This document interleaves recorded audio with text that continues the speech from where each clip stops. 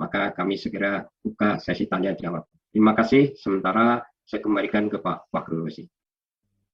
Baik, terima kasih kepada Bapak Muhammad Hadi yang telah menyampaikan paparan mengenai pendataan KJP Plus dan KJP Tahap 1 tahun 2002. Baik, Bapak Ibu, sebelum acara tanya jawab kita mulai, saya mengingatkan kembali kepada Bapak Ibu para undangan, bagi yang belum mengisi daftar hadir, dimohon untuk mengisi daftar hadir. Dan untuk materi, sudah saya sampaikan, materi paparan pada hari ini, sudah saya sampaikan melalui grup chat di Zoom ini. Baik, untuk sesi pertama, ya, term yang pertama untuk tanya jawab, saya buka untuk 3 penanya. Bagi yang mau bertanya silakan mengajukan raise hand melalui Zoom ini. Baik, untuk yang pertama saya berikan kesempatan kepada perwakilan atau dari Jakarta Barat, Kelurahan Kapuk, silakan. Dari Ibu siapa dari Kelurahan Kapuk, Jakarta Barat. Assalamualaikum warahmatullahi wabarakatuh. Izin bertanya, Pak. Saya pendam sos dari Kelurahan Kapuk, Pak, izin bertanya. Terkait sosialisasi tentang KJP KJMU ini, apakah disosialisasikan juga kepada pihak-pihak sekolah? Dikarenakan kan memang banyak sekali nih Pak, para wali murid yang datang ke kelurahan dengan alasan dia ingin mendaftarkan KJP disuruh dari pihak sekolah. Seperti itu Pak. Terus kalau memang sudah disosialisasikan, nah kenyataannya masih ada Pak, masih banyak, apalagi kan di Kapuk ini kan memang tidak hanya penduduknya aja yang banyak, memang untuk data DTKS-nya pun masih terbanyak sih Pak. Karena kalau misalkan para pihak sekolah menginformasikan kepada wali murid terkait ada pendaftaran KJP, maka mereka semua akan langsung datang ke kelurahan Pak. Sedangkan untuk kondisi saat ini memang COVID lagi gencar-gencarnya seperti itu. Terima kasih Pak. Assalamualaikum warahmatullahi wabarakatuh. Waalaikumsalam. Mohon izin langsung dijawab saja Pak. Silakan. Tidak lupa. Terima kasih untuk pertanyaannya. Untuk peningkatan pemahaman atau sosialisasi, sebenarnya sebelum dilakukan oleh Bapak dan Ibu pada siang hari ini, kami justru sudah menyelesaikan roadshow kegiatan sosialisasi peningkatan pemahaman program KJP Plus dan KJMU dengan sasaran seluruh kepala sekolah, baik pada sekolah maupun madrasah negeri swasta Bu, di seluruh DKI Jakarta. Kami roadshow untuk di 11 wilayah Sudin Pendidikan, kami sudah selesaikan. Yang kami sosialisasikan adalah kepala sekolah bersama operator sekolah. Kemudian kami sudah juga membuat instruksi dan surat edaran kepada seluruh kepala sekolah dan madrasah untuk juga melanjutkan mensosialisasi kepada orang tua peserta didik dan peserta didiknya itu sendiri sebenarnya. Itu sudah ada instruksi tertulisnya. SE dan instruksi ada. Artinya sebenarnya mungkin saat ini karena baru kami selesaikan sosialisasi, barangkali mereka baru mungkin ada sudah memulai mengundang orang tua sosialisasi ya, atau mungkin dalam proses perencanaan.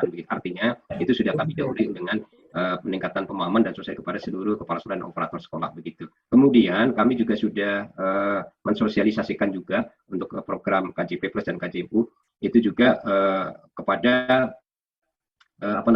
para kasatlank pendidikan kecamatan. Jadi kami kan punya perangkat Ibu, mulai dari Sudin, itu seluruh kepala seksi di rumah Sudin Pendidikan di 11 wilayah, dan para kepala satuan pendidikan kecamatan, kasatlank pendidikan kecamatan, itu juga sudah kami sosialisasikan. Dan hari ini kepada Ibu dan Bapak, karena Bapak dan Ibu adalah pengampu wilayah yang selalu setiap hari berinteraksi dengan masyarakat, untuk bisa menjadi mitra strategis kami juga untuk bisa menyampaikan informasi dan edukasi ya, agar pemahaman terhadap program KJP Plus dan KJMU itu juga lembaga bisa tersosialisasi dengan baik ke tengah masyarakat begitu. Mengenai persyaratan, ya memang persyaratan untuk KJP Plus adalah terdaftar dalam DTKS. Memang kemungkinan ya setelah sosialisasi itu bagi yang belum terdaftar di DTKS tentu mereka akan berupaya untuk segera daftar DTKS ya, karena kebetulan juga dalam waktu yang sama juga sekarang sedang ada pendataan ke DTKS ya secara online melalui link yang sudah ada. Itu pun yang kemarin kami juga bantu share itu ke sekolah-sekolah bagi yang ingin daftar DTKS itu dari tanggal 1 sampai tanggal 20 Februari juga. Itu mungkin juga yang mengakibatkan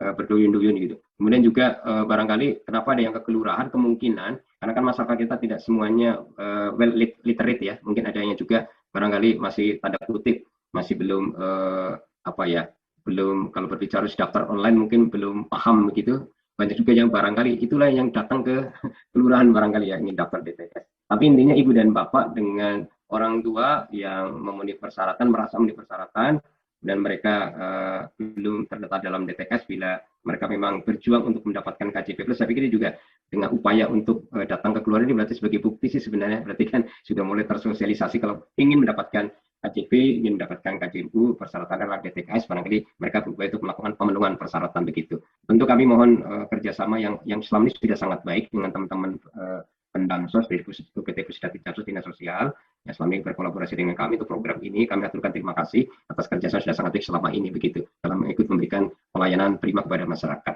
Jadi bila ada yang datang mungkin karena itu ibu yang bertanya karena mereka barangkali memang belum terdata karena sekarang kan untuk bisa melakukan pengecekan terdaftar atau tidak dalam DTKS juga bisa dilakukan pengecekan secara online ya Bapak dan Ibu.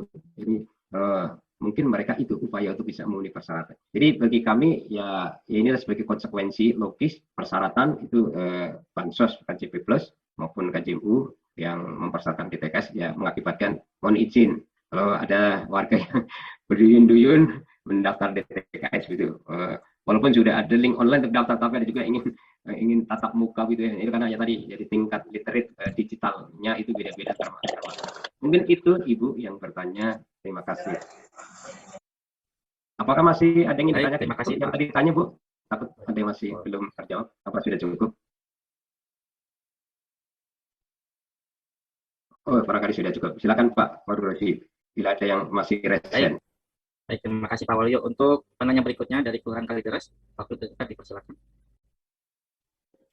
Baik Bapak, terima kasih atas kesempatannya. Assalamualaikum warahmatullahi wabarakatuh. Saya perwakilan dari Kelurahan Kalideres. Bapak, ini saya mau bertanya, di Kelurahan Kalideres banyak sekali kasus yang menanyakan tentang penetapan KJMU. Sementara pertanyaan kami itu, kenapa ya Pak statusnya banyak yang dibatalkan? Padahal mereka sudah terdaftar di DTKS sebelumnya. Kemudian ada juga yang sudah di semester 2 pada awalnya semester 2 dan juga semester 3. Pada awalnya kan waktu itu kita juga pernah ikut Zoom maksimal itu yang KJMU ada untuk semester 2. Sekarang ada perubahan lagi bahwa sampai di semester 4. Ya. Jadi bagaimana ya Bapak kita bisa memberikan penjelasan yang pasti dan juga valid karena pertanyaannya masih sama Pak, kenapa bisa dibatalkan? Kenapa sebelumnya sudah terdaftar DTKS, kita sebagai petugas Dinas Sosial Kelurahan memberi penjelasan, oh iya Bu, ini sudah benar, sudah terdaftar DTKS, tapi tiba-tiba ketika dicek dan juga kampus memberi pernyataan bahwa ini tidak terdaftar DTKS dan sudah dibatalkan. Mohon penjelasannya Bapak, terima kasih. Baik, terima kasih. Jadi untuk penerima manfaat KJMU itu bisa melakukan pengecekan secara online Bu melalui web kami di laman web kjp.jakarta.go.id. Itu di kiri bawah, di situ ada pencarian untuk pengecekan status penerima KJP dan status penerima KJMU. Tinggal diklik di menu pencarian dan pilih cek KJP atau KJMU, masukkan nicknya saja Bu. Nanti kalau terdaftar di situ akan tertulis ya, terdaftar sebagai penerima, nanti datanya lengkap keluar di situ. Demikian juga KJMU. Jadi kami P4UP sudah juga berupaya memberikan layanan kepada masyarakat untuk memudahkan apakah setelah daftar KJP plus KJMU itu apakah menjadi penerima, itu sebenarnya cukup diakses melalui link yang sudah kami berikan di web itu.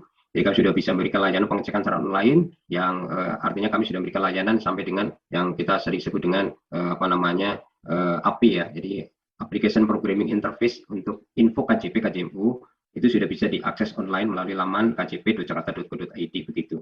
Jadi silakan dicek di situ. Kemudian kalau yang tadi dibatalkan Ibu, jadi mohon izin sebenarnya pembatalan KJMU yang ditanyakan itu yang sering terjadi sebagai sudah terdata di dalam DTKS, kan sudah memenuhi persyaratan ya Bu, itu sudah menjadi penerima dibatalkan, itu biasanya itu bagi penerima lanjutan yang kemudian kami mendapatkan verifikasi kampus itu yang menyatakan salah satunya misalnya Bu, yang bersangkutan ternyata sudah menerima KIP kuliah, itu contoh.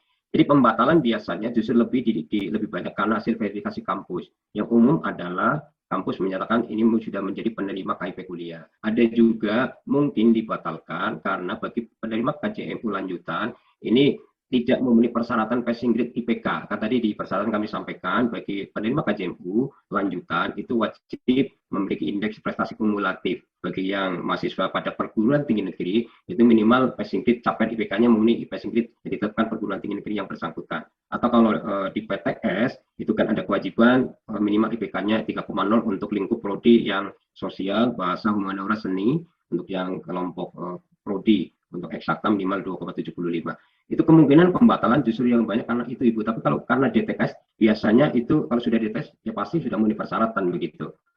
Jadi kemungkinan bukan karena DTKS barangkali Ibu itu hasil verifikasi kampus dan itu bila ingin atau misalkan kalau ingin tahu pastinya kenapa saya dibatalkan ya itu bisa saja silakan menghubungi link pengaduan kami yang secara online ataupun bisa datang ke P4UP. Di sini ada Ibu Mita. Halo Bu Mita, dari P4OP. Ini PIC untuk KJMU. Silakan memberikan informasi tambahan Bu Mita atas pertanyaan dari Ibu kita dari Kalideres. Silakan Bu Mita. Izin Pak menambah Pak. Ya, silakan. Baik, terima kasih. Begini Bu, terkait dengan kenapa setelah daftar KJMU itu DTKS-nya dibatalkan atau KJMU dibatalkan. Pertama, perlu dipastikan bahwa data penetapan DTKS-nya kapan. Nah, kalau bicara tahap sebelumnya, DTKS yang kami terima dari Pusdatin Jamsos Dinsos itu penetapan Kemensos DTKS-nya per April tahun 2021. Kalau yang bersangkutan memang sudah terdaftar DTKS-nya, tetapi dilihat penetapannya kapan, apakah bulan April, Mei, Juni, Juli, Agustus, dan sebagainya. Itu yang menyebabkan statusnya sudah terdaftar DTKS-nya, maka tidak ditetapkan sebagai penerima. Itu yang pertama. Yang kedua, kita bicara regulasi ya. Di tahap sebelumnya memang regulasi kita saat itu untuk proses pendataan KJMU maksimal di semester kedua saat itu. Kemudian bicara sekarang itu regulasi sudah berubah bahwa untuk penetapan KJMU maksimal saat ini adalah semester 4. Jadi ada penambahan regulasi setelah kita menampung aspirasi beberapa aspirasi masyarakat kita usulkan. Jadi yang pada saat itu memang sudah semester 2 dan ternyata dia posisi sudah semester ketiga, maka secara regulasi tidak bisa memenuhi persyaratan, maka DTKS-nya gugur. Yaitu penambahan dari tadi sudah sampaikan Pak Waluyo, bisa juga kita verifikasi ke kampus. Bisa jadi yang bersangkutan menyatakan saya semester 2, tetapi ketika proses verifikasi ke kampus menyatakan bahwa yang bersangkutan sudah semester ketiga dan sebagainya, maka kita berhak secara aturan. Ya, seperti itu tambahnya Pak.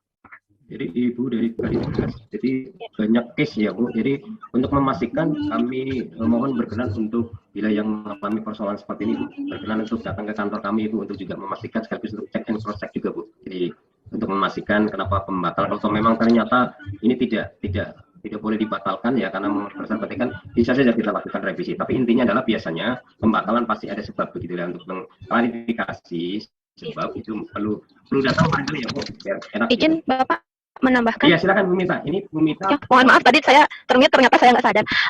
Izin Ibu, jadi seperti yang telah dipaparkan oleh Bapak Waluyo tadi, untuk penerima KJMU itu ada persyaratannya Bapak Ibu sesuai dengan aturan peraturan gubernur yang berlaku. Jadi itu ada persyaratan umum dan khusus yang harus dipenuhi oleh penerima. Jadi tidak hanya persyaratan DTKS saja. Selain DTKS juga yang bersangkutan antara lain tidak boleh menerima beasiswa atau bantuan pendidikan lain yang bersumber dari dana APBD maupun APBN. Dan kemudian sama juga seperti yang dikatakan Pak Faru Rozi, itu ada maksimal di semester berapa yang bersangkutan bisa mendaftar sebagai penerima baru KJMU.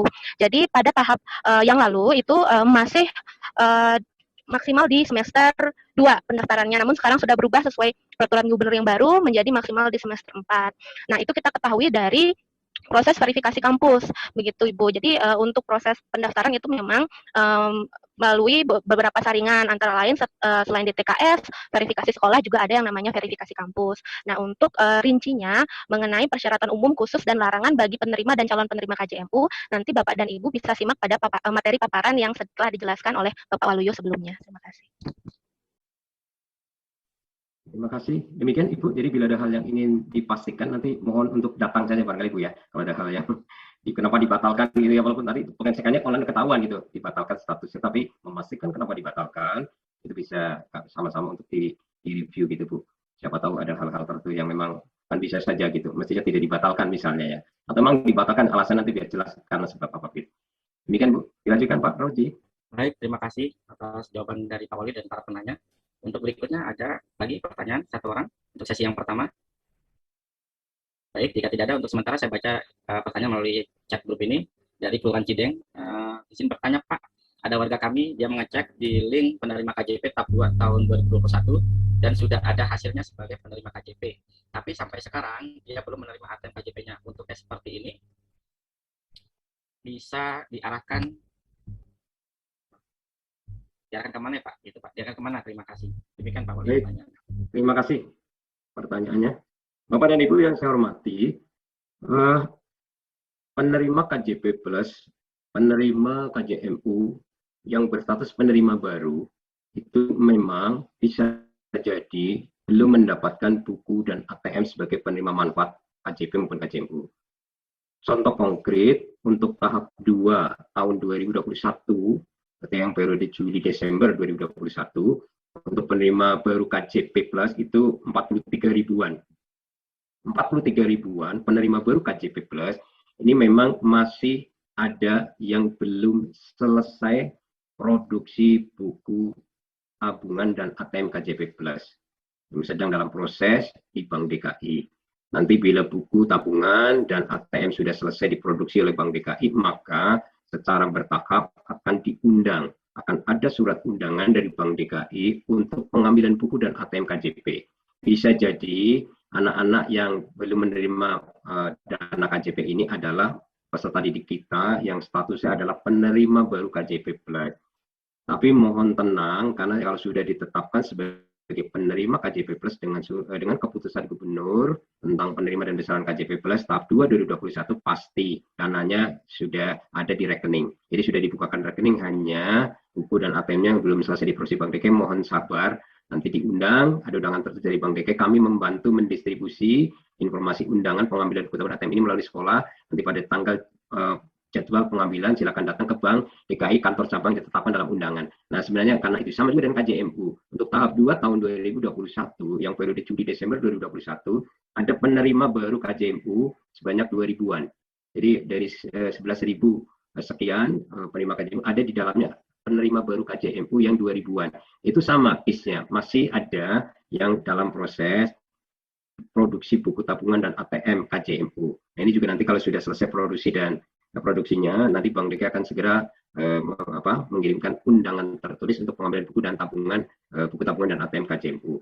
Nah, ini yang tadi barangkali case yang ditanyakan di dalam chat begitu. Jadi benar masih ada yang belum menerima dana karena instrumen atau tools alatnya itu menunggu selesai didistribusi oleh Bank DKI. Tapi tidak perlu khawatir, dananya pasti tersedia, hanya mohon waktu karena ini status saja sebagai penerima baru. Memang kami dari tahun ke tahun selalu mengalami case ini Bapak dan Ibu, karena selalu dalam setiap tahapan penerima KJP maupun KJMU itu selalu ada penerima baru begitu yang memerlukan proses, sekali lagi proses produksi buku dan tabungan yang memang memerlukan kesabaran. Tapi intinya semuanya akan terdistribusi dananya setelah mereka menerima buku tabungan dan ATM. Jadi mohon sabar, kami dari UPT Pemkab Dinas Pendidikan itu memang selalu meminta percepatan Bank DKI untuk meningkatkan pelayanan. Jadi agar jangan terlalu lama interval waktu antara pengumuman penerima manfaat ya dengan terbitnya Kebuk, itu jangan terlalu lama untuk produksi buku tabungan dan ATM agar tidak terjadi pertanyaan seperti yang ditanyakan.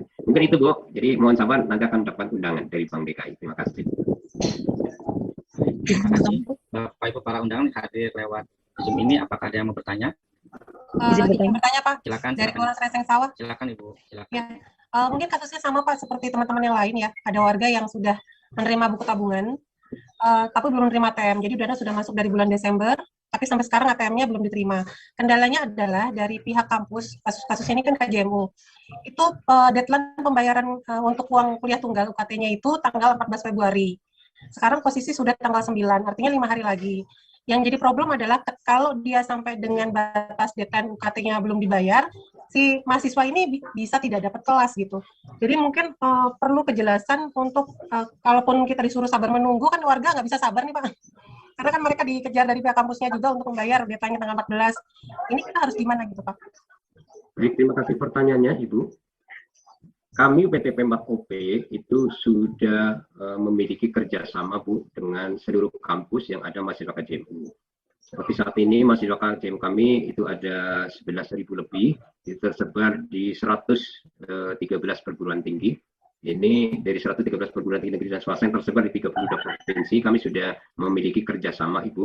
Jadi salah satu diktum kerjasamanya adalah bagi mahasiswa KJMU bila belum menerima UKT dari dana KJMU karena memerlukan proses ya Bu, itu perguruan tinggi kami mohon untuk memberikan penangguhan pembayaran Bu. Artinya jadi kalau UKT belum dibayar ya nanti mereka sudah tahu nanti akan dibayar dengan dana KJMU setelah nanti terbit Kebuknya begitu. Nah, permohonan penangguhan membayar UKT sebenarnya ini sesuatu yang dari tahun ke tahun sudah kami kerjasama dengan perguruan tinggi Bu.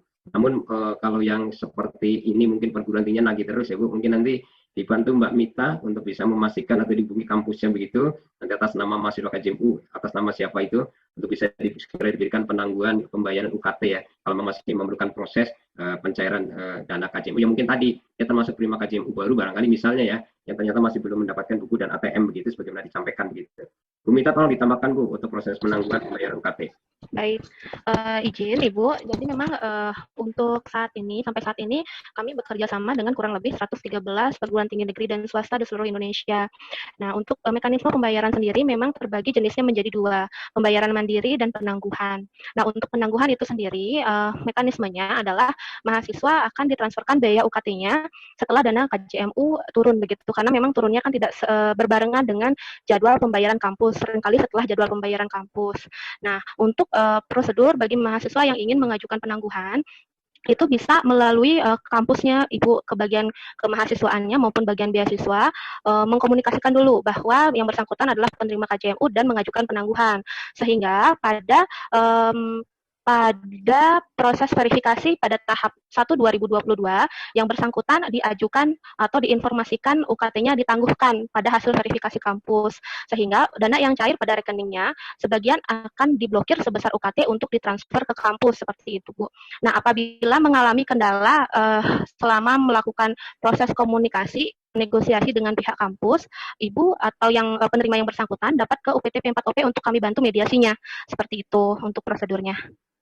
Kalau untuk pembayaran mandiri sendiri itu seperti biasa Ibu seperti mahasiswa reguler yang lain melakukan pembayaran UKT sendiri di periode pembayaran UKT. Istilahnya menalangi dulu lah pembayarannya. Namun ketika dana KJMU cair menyusul itu cairnya akan langsung menjadi saldo ATM sehingga seluruh dana KJMU sebesar 9 juta dapat langsung dimanfaatkan oleh penerima seperti itu. Izin saya kembalikan ke Bapak Waluyo atau Ibu silahkan kalau ada yang ingin ditanyakan kembali. Terima kasih. Mungkin Mbak Mita itu bisa saja di announce ulang Ibu ke perguruan tinggi, mengingatkan bila ada kasus seperti ini, itu untuk bisa segera juga diberikan kesempatan untuk perpanjangan masa studi atau mengisi KRS gitu, kalau belum bayar UKT gitu, untuk yang berstatus sebagai mahasiswa KJMU, karena pasti bila ada kendala itu kan tidak perlu ada kekhawatiran, pasti akan dibayarkan dari dana KJMU gitu. Mungkin hanya perlu koordinasi, komunikasi ulang saja. Mungkin nanti bisa disampaikan Ibu perguruan tinggi mana untuk kami bantu ya Bu, penangguhan pembayaran UKT ya yang sudah deadline. Kebetulan di UIN Syarif Hidayatullah Pak. UIN dekat UIN Jakarta ya Bu. Ya, di Jakarta. Ya. Iya. Izin Bu, untuk UIN kalau saya tidak salah dari kampus juga ada kebijakan untuk melakukan pembayaran cicilan Bu. Jadi bisa membayar berapa gitu. Dulu saya juga lupa nominalnya sembari menunggu dana KJMU-nya cair. Cuma nanti mungkin menyusul bisa diinformasikan NIM anaknya, NIM yang bersangkutan dan datanya agar bisa kami bantu mediasi atau komunikasikan dengan pihak kampus. Baik Mbak, ini saya kirim datanya kemana ya Mbak? Mungkin Ibu sudah ada mendapat flyer untuk kontak person P4OP yang infografis itu. Nah, itu ada nomor kontak person dari KJMU. Nah, itu ada 3 nomor, Ibu bisa japri salah satu atau ketiganya. Nanti kami tindak lanjuti dari situ. Oke Mbak, baik, terima kasih. Baik, silakan Pak Roji dilanjutkan. Izin bertanya Pak dari Cempaka Putih Barat. Silakan Ibu. Ya, izin bertanya saya dengan PJLP Cempaka Putih Barat, Pak. Jadi ini masih tentang sosialisasi KJMU ya, Pak. Bahwa mungkin paparan yang masyarakat masih belum update tentang paparan ini ya, Pak. Beberapa orang tua yang mendaftar anaknya ke DTKS untuk KJMU itu masih berpikiran bahwa mereka bisa mendaftarkan anaknya ke kampus misalnya Brawijaya atau 11 Maret, Pak. Jadi kalau dari kami, karena kami belum mengikuti paparan ini ya, kami mengarahkan menunggu kampus atau surat dari Kadis, gitu ya, Pak. Tapi setelah kami lihat ternyata ini KJMU hanya untuk kampus yang berada di Jakarta. Bagaimana mengarahkan warga ini Pak? Apa bisa langsung ke P4OP atau seperti apa? Mumpung lagi pendaftaran juga nih Pak. Terima kasih Pak. Selamat siang. Baik Ibu, untuk coverage KJMU itu bagi warga DKI yang sudah di seluruh perguruan tinggi negeri itu bisa Bu mengajukan KJMU. Jadi itu PTN ini seluruh Indonesia. Yang tadi yang hanya kampus di Jakarta itu adalah bagi calon penerima KJMU atau majukan KJMU yang kuliah di perguruan tinggi swasta. Itu memang baru swasta yang ada di Jakarta, Bu. Jadi itu PTS yang hanya di Jakarta. Sementara itu pun ada persyaratan perguruan tinggi swasta yang memiliki nilai akreditasi A atau unggul, baik institusi maupun prodi yang tadi ada 14, Bu. Jadi di website kjp.jakarta.go.id juga ada link untuk bisa masyarakat melakukan pengecekan 14 perguruan tinggi swasta mana saja di Jakarta yang tadi di paparan. Bahkan di situ lengkap dengan daftar prodinya, Bu. Karena kan kadang satu universitas itu belum tentu kalau universitasnya sudah A akreditasinya atau unggul. tapi belum tentu semua prodinya. Jadi prodinya apa saja dari 14 perguruan tinggi swasta yang dicatat yang memenuhi persyaratan KJMU itu juga bisa diakses di website kami Bu dengan laman kjp.jakarta.go.id. Jadi yang swasta di Jakarta ya Bu, mohon izin. Kalau yang PTN seluruh wilayah Indonesia. Demikian ya Bu. Terima kasih. Ada yang sudah selesai Bu? Sudah cukup? Baik, Pak. Silakan Pak dari Kelurahan Utara, silakan. Ya. Assalamualaikum warahmatullahi wabarakatuh. Pertama Pak, penebalan aja Pak, ini banyak yang datang untuk daftar KJP ke kelurahan. Padahal di kita kan hanya DTKS nih. Tolong nanti di sekolah, karena ada beberapa sekolah nih Pak, bahwa tidak ada pendaftaran KJP lagi di sekolah. Nah ini kan setelah dia sudah ada DTKS, pastikan kami kembalikan lagi ke sekolah untuk terkait dengan kelanjutan dia untuk mendapatkan KJP. Sedangkan sekolah tersebut menyatakan tidak ada pendaftaran KJP di sekolah. Nah ini penebalan aja supaya jangan sampai numpang ini semuanya itu pendaftarannya DTKS, KJP, semuanya di sekolah, di kelurahan Pak. Ini yang membuat teman-teman Pemdansos agak sedikit bingung kok informasinya jadi seperti ini, yang sampai di sekolah. Yang kedua Pak, terkait dengan KJMU, ini batas dia selesai kuliahnya itu berapa tahunnya Pak? Kalau seperti ini kayaknya, misalkan 4 tahun dia berhak dapat KJMU, di 6 tahun kemudian berarti dia udah nggak dapat lagi atau tanggung sendiri biayanya, karena banyak juga ternyata yang lebih dari 5 tahun ya, atau mungkin pas 5 tahun mereka masih mendapatkan KJMU. Nah ini jadi ada suatu kepastian lah, sehingga dia memang menduduki bangku kuliah dia tepat pada program gitu. 5 tahun clear 5 tahun. Mungkin itu aja Pak, terima kasih. Baik, terima kasih Bapak. Ini sebenarnya pada saat sosialisasi kami kepada seluruh kepala sekolah dan operator sekolah, kami sudah sampaikan memang dengan mekanisme regulasi baru itu tidak ada lagi pendaftaran KJP oleh sekolah. Justru dengan regulasi baru, sekolah kami berikan data calon. Tadi kami sampaikan bahwa kami akan mendapatkan data calon penerima KJP usulan dari OPD ya Pak. Tadi ya dari data DTKS, ada data anak panti, disabilitas, anak pemberi Jaklingko, anak pemegang kartu pekerja Jakarta, anak ATS sampai anak LKP ya Pak. Itu kan data nanti kami mendapatkan dari OPD terkait yang sebenarnya kami sudah mintakan detailnya tanggal 6 Februari. Nah, kami saat ini sedang dalam proses melakukan mulai pemadanan data dengan Dapodik dan MIS, Pak, untuk diketahui, untuk bisa dideteksi sekolah di mana posisi anak-anak kita ini. Hasil pemadanan dengan Dapodik dan MIS, justru kami akan berikan data ke sekolah. Data ke sekolah memang belum kami berikan, Pak. Data calon penerima KJP Plus belum kami serahkan ke sekolah karena kami akan baru serahkan nanti di tanggal 14 Pak, tanggal 14 Februari sampai tanggal 25 Februari untuk kami minta sekolah melakukan verifikasi. Benarkah anak-anak ini posisi existing sekarang memang sedang menjadi peserta didik bersekolah di sekolah yang tersebut. Jadi mungkin yang dimaksud tadi yang sekolah itu barangkali itu nantinya menginformasikan barangkali yang belum terdata di DTKS gitu. Kan kami belum berikan data sekali lagi Pak. Karena sekarang kan masyarakat bisa melakukan pengecekan secara online, apakah sudah terdaftar atau sudah DTKS barangkali ya. Mungkin mereka setelah melakukan pengecekan ternyata belum terdata di DTKS. Mungkin itu yang berbondong-bondong ke kelurahan. Tapi sekolah sebenarnya sudah kami sampaikan Pak, kalau sudah terdata di DTKS, ya sudah cukup diam saja. Nanti datanya itu pasti sudah ada di kami dan nanti pada waktu tanggal 14 kami berikan data ke sekolah itu nanti sudah ada nama-namanya. Jadi nggak perlu ada kekhawatiran. Kalau sudah pasti sudah terdata di DTKS Pak. Jadi prediksi kami yang mungkin sekolah, kalau tadi Bapak sampaikan sekolah menginstruksikan ke kelurahan itu barangkali adalah setelah dilakukan pengecekan dengan data DTKS itu mungkin yang belum terdata barangkali Pak. Tapi kalau sudah terdata sekolah saya yakin sudah mengetahui posisinya, nanti toh pasti datanya sudah ada, nanti yang dikirim oleh P4OP untuk diverifikasi mulai tanggal 14 begitu. Jadi barangkali kisah itu barangkali Pak yang terjadi yang datang itu yang belum terdata setelah mulai pengecekan gitu.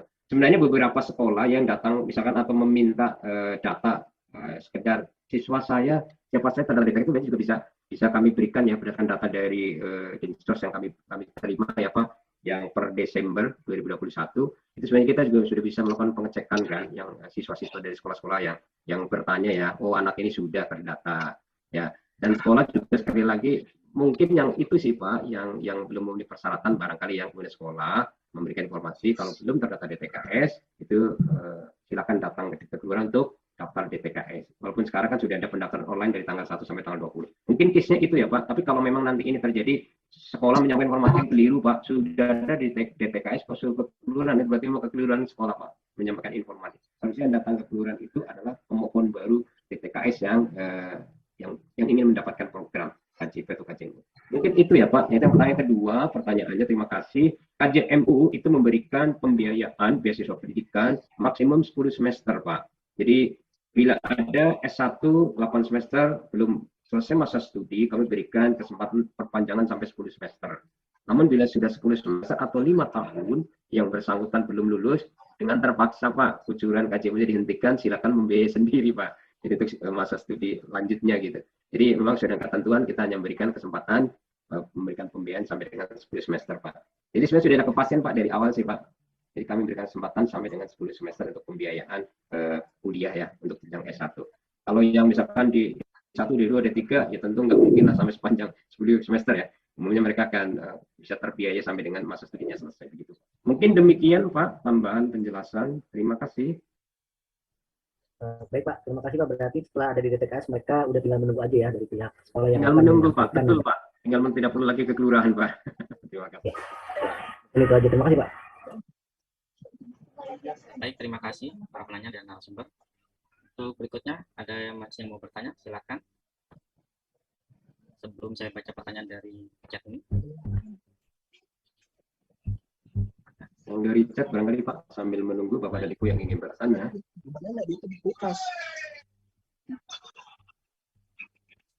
Ada tadi Pak pertanyaan dari Kelurahan Mampang menanyakan tentang pendaftaran KJMU, apakah pendaftarannya sebelum atau setelah masuk kampus Pak?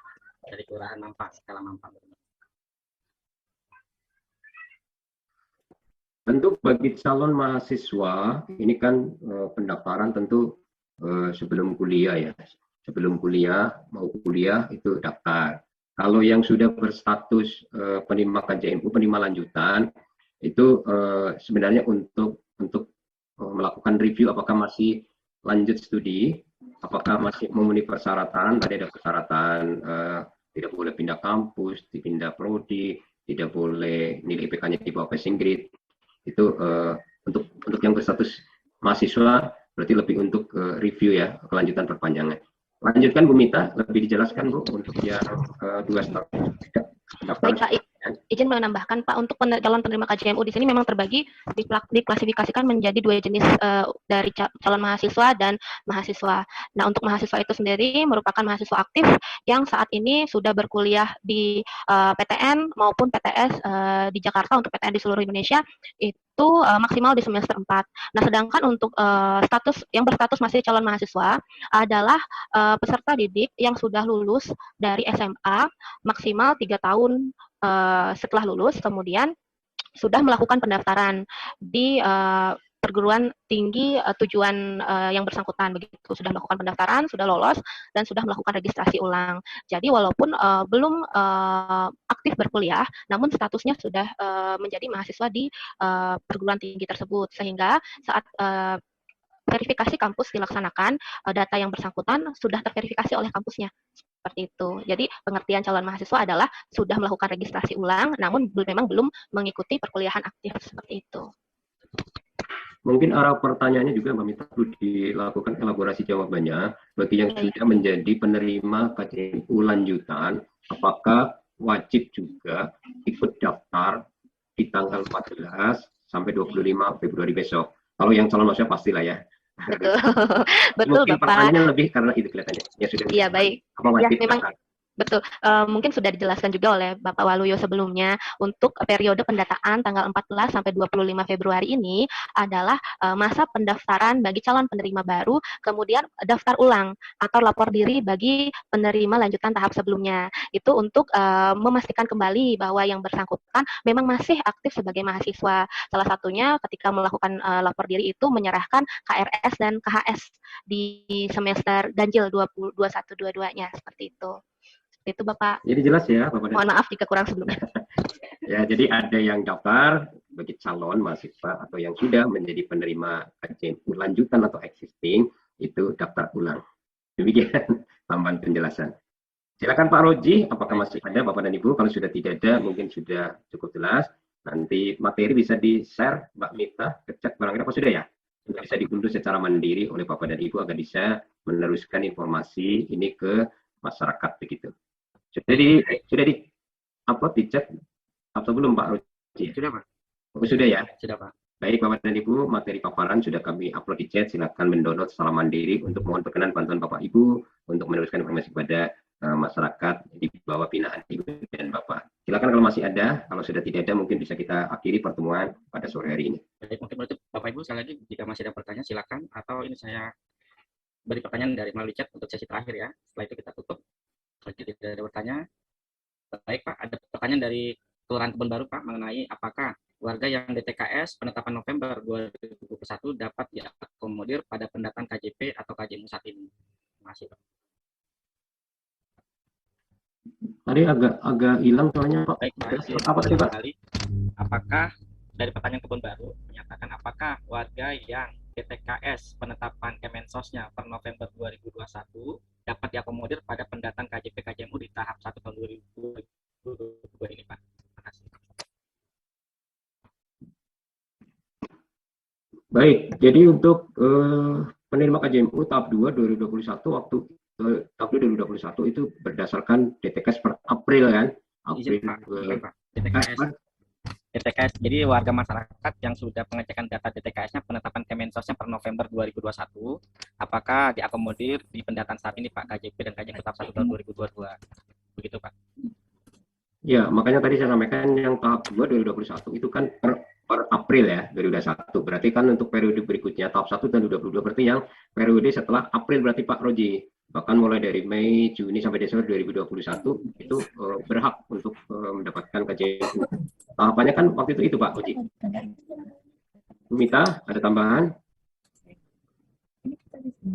Bu Mita? Iya Pak, izin Pak. Maaf, pertanyaannya apa boleh diulangi Bu? Mohon bantuannya. Bu Mita, Ya. KJMU tahap 2 2021 pada saat itu berdasarkan DTKS per April kan? Oh, betul Pak. Jadi untuk penetapan atau sumber pemadanan, maaf, mohon ini untuk di dulu Bapak Ibu. Ya, untuk sumber pemadanan data, penetapan calon penerima KJMU tahap 2 tahun 2021 adalah data DTKS per April 2021. Sehingga untuk calon penerima yang belum ditetapkan data DTKS-nya pada periode tersebut. Mute Bu Mita. Oh ya, mohon maaf Pak. Untuk pendataan tahap 2 tahun 2021 yang lalu menggunakan sumber data DTKS yang ditetapkan oleh Kemensos per April 2021. Sehingga bagi calon penerima yang belum terdaftar di DTKS pada periode tersebut atau baru terdaftar DTKS-nya setelah periode April 2021 memang belum dapat diakomodir pada tahap 2 tahun 2021. Namun bila calon penerima yang akan mendaftarkan diri sudah terdaftar di DTKS setelah periode tersebut dapat mengajukan pendaftaran dirinya di tahap 1 2022 yang dimulai pendaftarannya dari tanggal 14 sampai 25 Februari 2022 di satuan pendidikan SMA asal masing-masing calon penerima. Seperti itu, Bapak.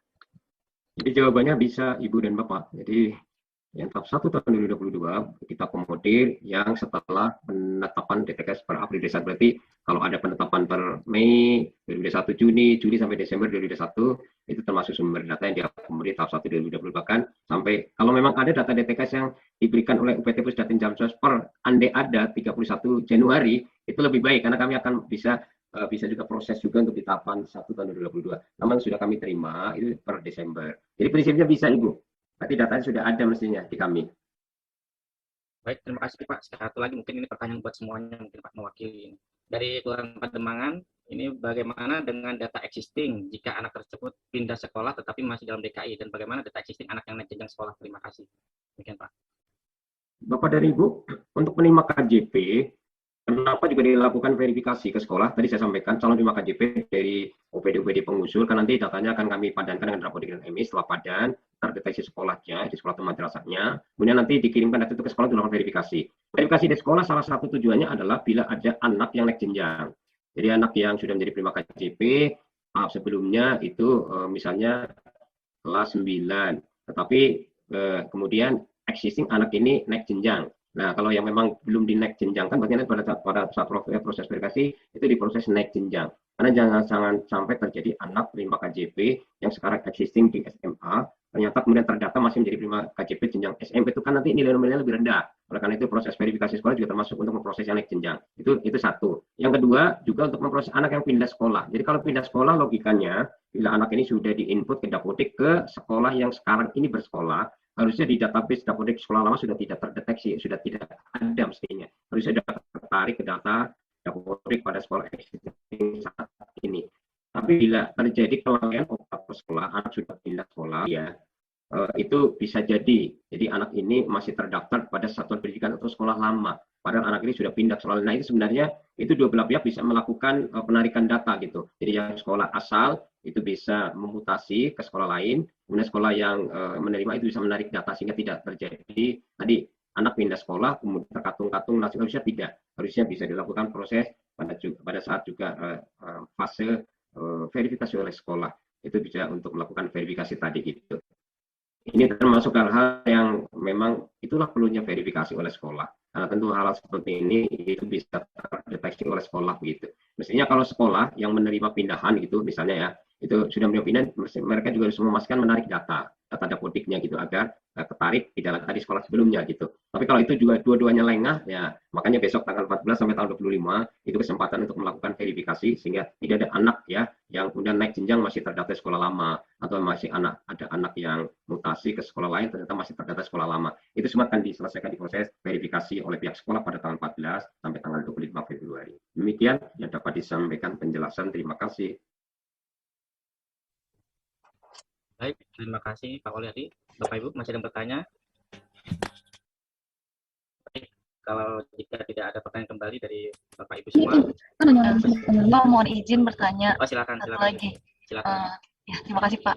Jadi sebenarnya banyak warga sih yang tiba-tiba ke kelurahan tuh bertanya kok kenapa tiba-tiba KJP-nya keblokir gitu Pak. Ada nggak sih syarat atau kok bisa tiba-tiba mereka terblokir? Kita juga kurang paham kenapa kan Pak. Jadi mohon penjelasannya. Terima kasih. Baik, terima kasih Ibu. Dana KJP, tadi kami sampaikan Ibu, untuk yang dana KJP itu kan tadi ada unsur dana personal, yang kedua untuk anak-anak khusus sekolah swasta, madrasah swasta, ada juga dari dana KJP untuk bantuan SPP bulanan begitu. Untuk dana personal itu tidak pernah diblokir Ibu, jadi setiap tanggal 8, setiap bulan kami membuka blokir untuk bisa cair. Karena sebenarnya dana anak-anak ini seperti yang sekarang ya Bu, dana untuk Januari sampai Juni 6 bulan sudah ada di rekening, namun kita buka setiap tanggal 8. Jadi seperti tanggal Februari kemarin malah kita percepat tanggal 4 dibuka blokirnya begitu, artinya cair di tanggal 4. Nah SPP-nya itu mah diblokir Bu. Dana alokasi SPP diblokir karena pada waktunya akan dilakukan pemindah bukuan ke rekening giro sekolah setelah sekolah mengajukan permohonan pendebitan dana SPP gitu. Nah mungkin yang terjadi case yang Ibu sampaikan barangkali memang terjadi juga kasus ada anak-anak sekolah negeri KJP-nya diblokir, harusnya tidak boleh diblokir karena kan tidak ada alokasi untuk dana SPP bulanan, itu untuk sekolah swasta. Mungkin kalau terblokir biasanya ada kasusnya Bu. Kasus yang pertama biasanya kadang-kadang ini Bank DKI kadang-kadang ada lolos blokir Ibu. Lolos blokir, misalkan tadi kan diblokir itu per bulan, yang 6 bulan itu diblokir tadi ya Bu. Periode Januari Juni dana sudah direkam diblokir gitu. Mungkin pada saat lepas blokir ya kita tidak tahu sampai ada informasi memang anak bisa menarik dana KJP lebih dari 1 bulan gitu. Nah ini kalau ini kan kasus. Nah yang seperti ini biasanya itu nanti itu akan dikompensasi oleh Bank DKI untuk bulan berikutnya itu diblokir. Jadi alasan memblokir biasanya ada case-nya Bu. Atau bisa jadi memang Bank DKI memblokir secara tidak sengaja, dan ini juga kami juga mendapatkan laporan Ibu itu benar terjadi juga ada beberapa kasus anak sekolah negeri dana KJP-nya itu terblokir padahal tidak pernah melakukan penarikan melebihi dari jatah bulanannya gitu, dana personal bulanannya. Itu memang ada kejadian juga, itu ternyata juga terblokir oleh sistem Bank DKI secara tidak sengaja. Jadi memang kadang ada kasus begitu Bu. Oleh karena itu bila ada kasus dana KJP terblokir, ngecek di ATM uangnya ada tapi tidak bisa ditarik, nah itu mohon Bu lapor ke kami ke kantor Pempat itu kami lakukan pengecekan ya case by case begitu karena kasusnya variannya banyak gitu, kadang-kadang macam-macam kasusnya. Tapi intinya kalau terblokir pasti ada sebab.